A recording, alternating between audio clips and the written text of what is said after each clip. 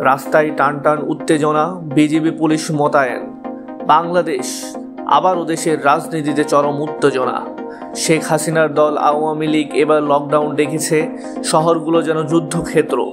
School college বন্ধ, গণপরিবহন বন্ধ। কে কি করছে আর কেন?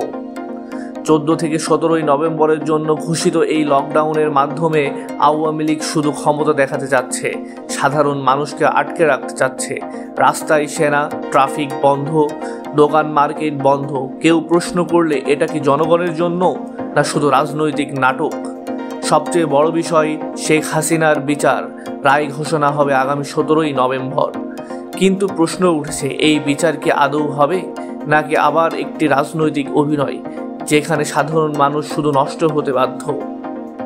দেখুন, দেশের মানুষকে জীবন, ব্যবসা, শিক্ষার সবকিছু আটোসাটো করে রাখা হচ্ছে, আর যার ক্ষমতায় তারা শুধু ক্ষমতা প্রদর্শন করছে। জনগণকে কি কখনো তাদের কষ্ট মনে পড়ে? না, তারা সবসময় নিজস্ব স্বার্থে ব্যস্ত।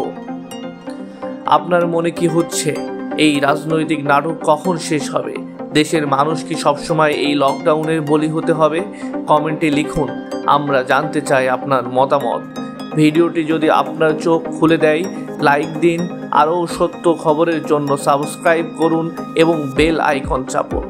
বাংলাদেশকে কি সত্যি গণতন্ত্র আছে? আমাদের সাথে থাকুন এবং নিজে দেখুন।